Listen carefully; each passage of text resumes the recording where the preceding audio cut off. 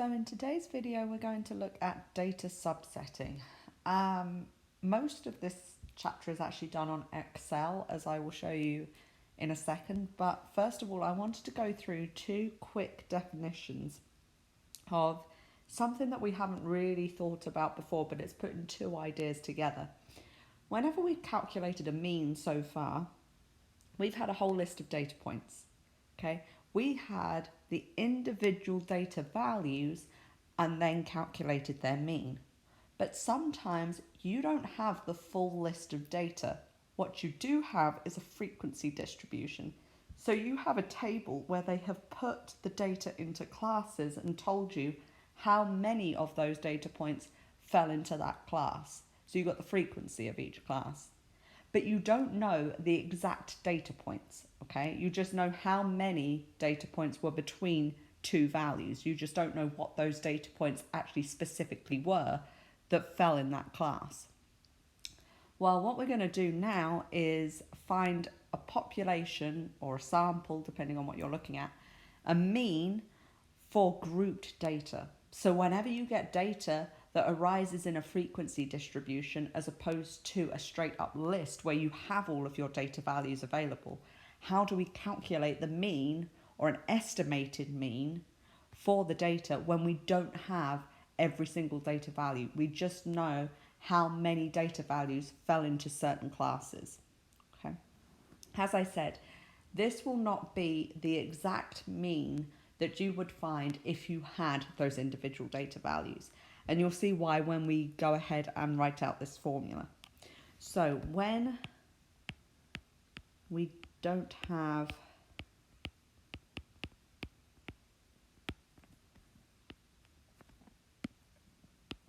a list of all data values available,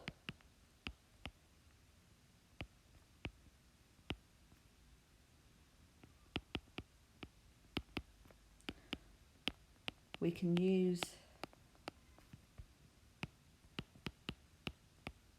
frequency distribution. So we can use that table to give us an estimate for what the population or sample mean would have been had we had the list of every single data value.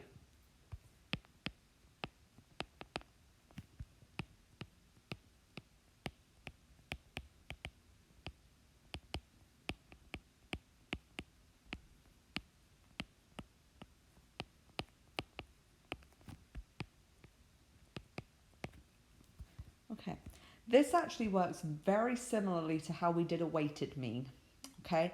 So each class is going to have a certain weight, which is its frequency. That's kind of how we deal with this. So we'll start with the population. So it's pretty much the exact same formula. It's just got different notation depending on whether you're looking at a population mean or a sample mean. So the population mean of grouped data. Okay. I'm going to write this down algebraically and then we can talk about it.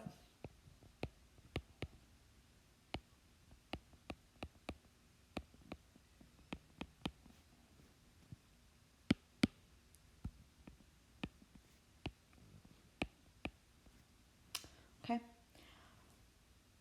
I'm going to explain what each of these letters actually represent. Fi is the frequency of a particular class I, okay? So Fi is the frequency of each class.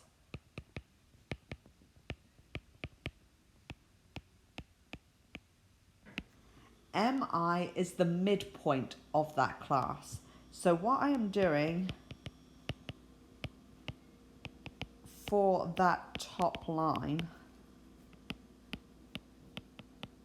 is I'm taking, for each class, I find the midpoint of that class and I multiply the midpoint of the class by the frequency of that class. And I'm going to do that for every single one of my classes. I'm going to take a midpoint times its frequency, the midpoint times its frequency, etc. Then what you do at the end is you add all of those values together. So multiply each midpoint by the frequency of that class And you do that for every single class, and then you add together your results of multiplying the frequency by the midpoint. And then once you've done that, you're going to divide it by the number of data values that you have. The number of data values you have is just the sum of the frequencies of all the classes, okay? Because each data point will fall into one of the classes. So the total number of data points is the sum of all of the frequencies. So N is the total number of data points. It's the total number of things in the population.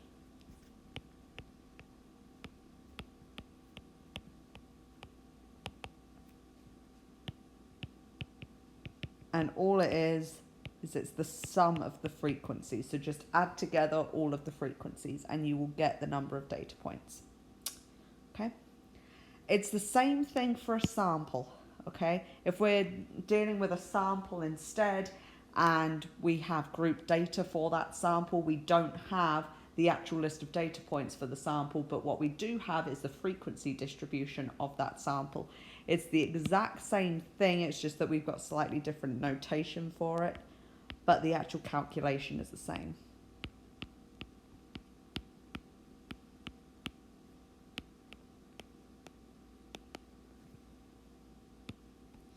So remember, the sample mean is denoted by x bar, and again, we're going to take the sum of each of the frequencies of each of the classes multiplied by the midpoint of that associated class. We're going to add all of those together for all of the classes, and then we're going to divide by the number of data points that there were, the number of things in your sample, which again, n this time, it's a lowercase n, that's the number of things in the sample, and again, it's just the sum of the frequencies.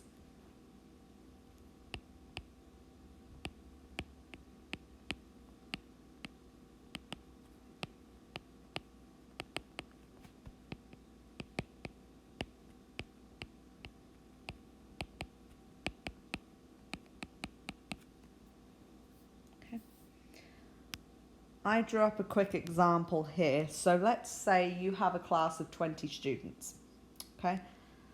So I'm going to treat this as a population, but the actual calculation doesn't change between population and sample for this. But let's say I've got a population of 20 people in my class, and they took a test. And I'm looking at the grades for what they got in this test. So 7 people got between 61 and 70. 4 people got between 71 and 80, 6 people got between 81 and 90, and 3 people got between 91 and 100. Okay? So I don't have the individual list of data values. I don't know that someone got a 62, someone else got a 94. Okay? I don't have the whole list of what every single person got. I just know how many people fell into a certain class. So I know how many people got between a 61 and a 70, but I don't know their exact score. Okay. So I have this frequency distribution, and what I've gone ahead and done is I found the midpoint of each of these classes. Remember, when you find a midpoint of a class, you take the 2 endpoints of the class. So let's do this for the first one here. I'm going to take the 2 endpoints of my class, so 61 and 70, and I'm going to add them together, and I'm going to divide it by 2. And that comes out to 65.5. So you're going to do this for every single class. You're going to find its midpoint.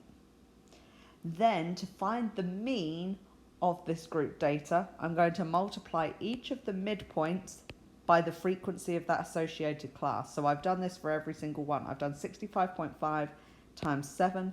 Then I've done 75.5 times 4, etc. And I've done this for every single class. And then I've added them together. And then at the end, I'm dividing by the number of things that I had in my population in this case, okay, which is just the sum of the frequencies. So the total number of data points was 7 plus 4 plus 6 plus 3, which is 20. So I divide by 20 and my result is 78. So the mean of my grouped data was 78. That was the average for this test, given that I've got group data. Now, if I actually had that list of 20 scores, where I had the exact scores of each of my 20 students, my mean may actually be slightly off from this 78, because what I've basically said is I'm going to average out what everyone got in a certain class and assume that they really got the midpoint. Okay, I'm assuming that is kind of like an average. And I'm going to say, well, 7 people on average got around 65.5 because they fell somewhere in that range between 61 and 70. So I'm going to average it out and say that those 7 people got 65.5. So you're really averaging out what these people get in each of the classes and figuring out that mean. So it may not equal the exact mean of each of your test scores. If I were to add together all my test scores and divide by 20, it may not equal exactly 78, but it's a good guess. It's as good as we can get when we've got grouped data. Okay. Now, the other thing that we do in 4.4 is something called subsetting. Okay. Normally, the structure of a set of data can sometimes be exposed if we break the data down into subsets. Okay. I'm going to go through an example of this on Excel. But if you actually think back, we did an example of this very early on in our first week. If you remember back to our UC Berkeley example, okay, they were looking at whether at UC Berkeley there were gender bias issues in admissions. And they thought that too many men were getting admitted, like too high a proportion of men were getting admitted compared to the proportion of women. So they went ahead and they did a study to see if this was actually true. And what they did was they subset their data into majors. If you remember, we looked at a table where we broke it down into 6 of the most popular majors. And what that actually revealed to us was there wasn't gender bias towards men. There was actually more of a bias towards women because more women were actually getting into these majors than men were. It was just our initial assumption at the start, when we were just looking at the data as a whole, said that men were more likely to be admitted. But actually, for a lot of your particularly most difficult majors, women were more likely to be admitted. So sometimes to actually see what the structure of the data is and to kind of expose the data, what we really need to do is subset the data, like we did in our previous example where we subset it by majors, and then we can actually see what's going on. So we're going to do this on Excel, and I'm going to teach you how to subset data in Excel so that you can do calculations within that. When you look at the homework, you're going to get a screen that looks somewhat like this, okay, for 4.4. And you're going to get one type of homework that looks at an Excel document, looking at different breweries in the country and a ton of information about them. And then the other one is looking at house prices in Mount Pleasant, South Carolina. It's just outside of Charleston. And it's a whole data list looking at house prices, the acreage of each of the houses, the square feet of each of the houses, etc. So what I need you to do is you're going to download it. For Mac users, your download will probably try and open in numbers. So my recommendation is let it open and it will automatically save in the downloads folder. If you quit out of it being in numbers, then you can actually go back into your downloads folder and ask it specifically to open with Excel, because you're going to need the Excel functions for this. So when you do that, you should get an Excel document that looks like this. It is a ton of data, okay?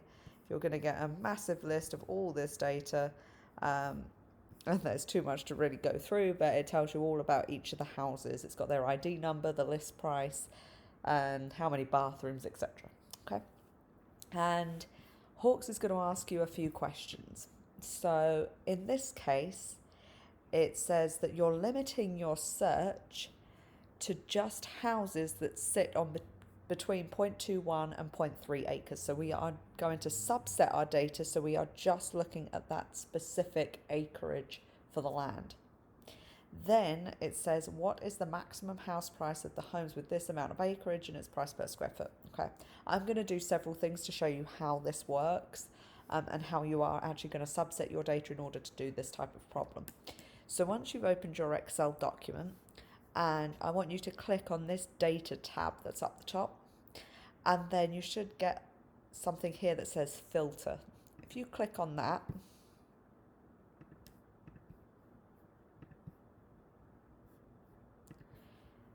you should get something here that says filter.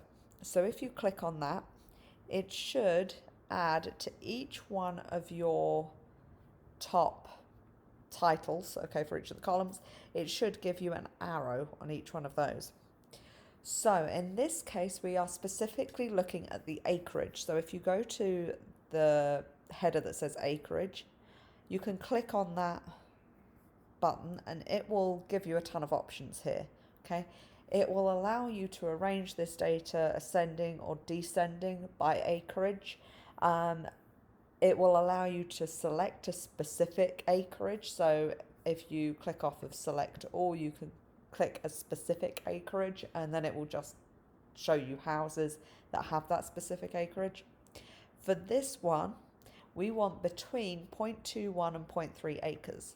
So I'm actually going to come down here and click on between, and then I'm looking at houses that sit on an acreage of greater than or equal to 0.21 and less than or equal to 0.3. It has to satisfy both of those. And then you will see it has subset our data. So now all of the houses that we have an acreage of between 0.21 and 0.3. Okay, so it's filtered out all the rest. You can actually see in the columns down here, okay, in each of the rows, sorry, that they've actually got rid of any rows where that particular house didn't have an acreage between those two values. Okay, so there's several things that you can do here and several functions that it's going to ask you to use.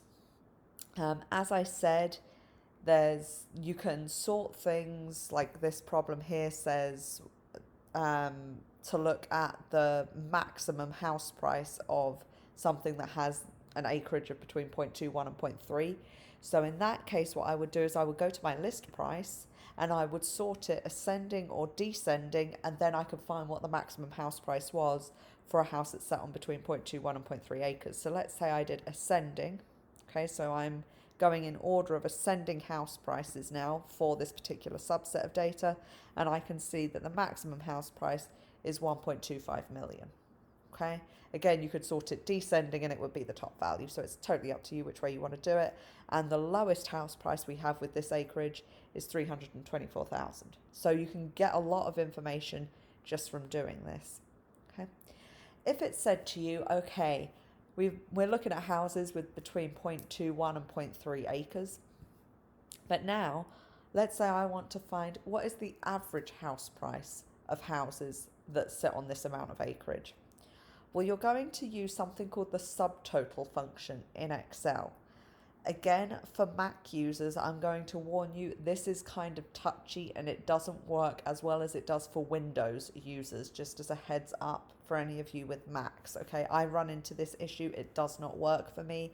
For some Mac users, it does. Okay, but let's say I want to find, for this particular subset of data, I want to find the average house price. I need you to type in to a cell that is somewhere towards the bottom. Okay, so make sure that it's underneath the rest of your data. Type in equals subtotal, open parenthesis. Okay, now it's going to ask you different things like the average house price. Let's say it's the standard deviation of the house prices that sit on this amount of acreage, etc. Depending on the function it wants, depends on what you put next. Now, Windows users, it will automatically come up with a dialog box, and option 1 will be average, so you can click on that average and it will give you a 1, okay, because it's actually the first option in the list. Or let's say you're trying to find the standard deviation of these house prices, you would click on the standard deviation, okay? The dialog box that comes up should look something like this, okay? The two that you really need are the average and that sample standard deviation. Remember here, we're taking a sample of our data. We don't have a whole population here. So normally the two numbers that you will use here are numbers 1 and number 7. So for Mac users, just as a heads up, whenever you do this, if the dialog box does not come up, just remember the average, you're going to use number 1, and the sample standard deviation, you're going to use number 7. Okay. So I'm going to type in 1 because I'm going to look at the average of these house prices, comma, and then what I'm going to do is I'm going to highlight all of these house prices.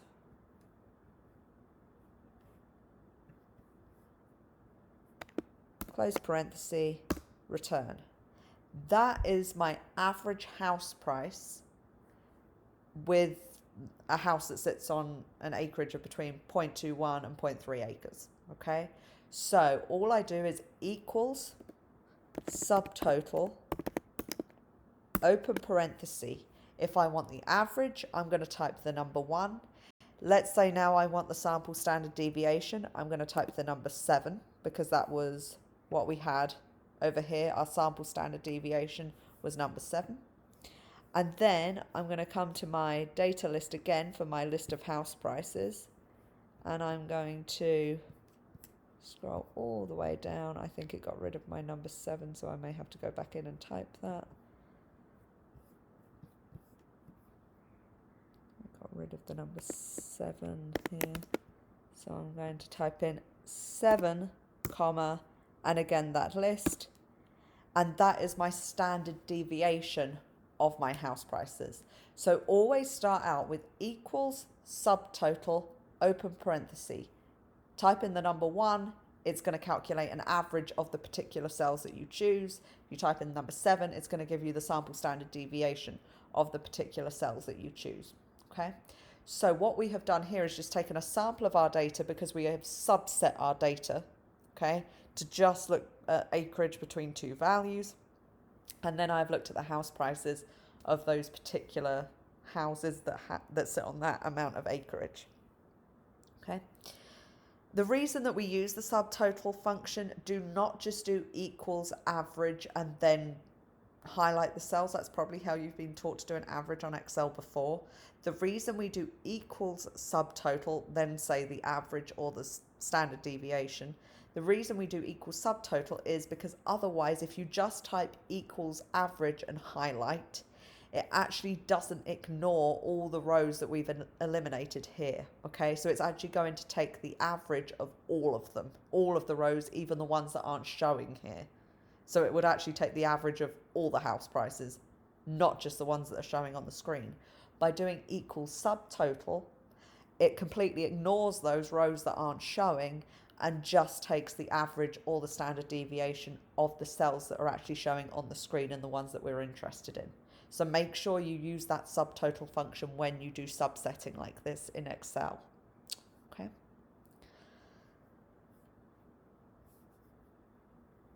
The other part to the question that we had, let me go back to my screen here. It may ask you an extra part to the problem here. It says price per square foot for that maximum price of the house. So we already know that our maximum house price that we have is 1.25 million. But it also wants the price per square foot of that particular house that has the maximum house price. So all you would do is take equals this cell divided by the square foot of that house. So we can see here the square foot is in this column. So I would do divided by that cell and it will give me the price per square foot. Okay, so whenever it asks for a price per square foot of a particular house, take the house price and divide it by the amount of square feet. Okay. Now, just as a heads up, with both Macs and Windows, this particular homework is incredibly touchy. It sometimes doesn't like accepting certain answers, especially if you have an answer that is actually a word as opposed to a number. So numbers, you tend to be pretty okay just going in. Let me bring this back up again. You tend to be pretty okay just copying and pasting the number and putting it in here or typing it in. That's totally fine. So you could just type it in to the nearest sensor to 2 decimal places and it tends to take it, or you could copy and paste it and it's fine. With anything that is a word, so for example, if they said like, we're looking at a type of house this time. So they may be looking for a particular house style being like contemporary, okay? And let's say that was the answer to whatever the problem was. What I would do is actually click on that cell and copy and paste the word from this top bar up here rather than typing in the words. For some reason, and I'm not sure why, it doesn't tend to like worded answers in this particular homework, even though it asks for those answers. I'm not entirely sure why, but it is incredibly touchy. So this tends to work about 99% of the time. If you have a particular answer that is a word as opposed to the number, I would go click on the cell that has that word, come up to the top bar and just copy and paste it from that top bar. So from the word that appears in the top bar, don't just copy and paste the cell, okay? Actually copy and paste by highlighting the word in the top bar, okay? That tends to work if you do need an answer that is a word, okay? What we have actually done for this particular homework is we have reduced the amount that you need in order to pass this homework. It's actually down towards 50%. That is just because of how touchy this is.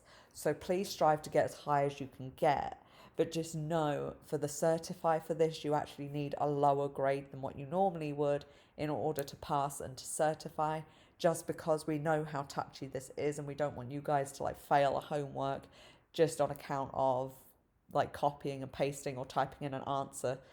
It didn't accept it for whatever reason, okay? We just don't want it to do that. So just as a heads up, this is how you can normally rectify the situation, is just by copying and pasting from the top bar and then pasting it into the homework. But just a heads up, you won't need as high a grade for this one, just to kind of compensate for if you do get a right answer, but it just doesn't accept it for some reason when you copied and paste it.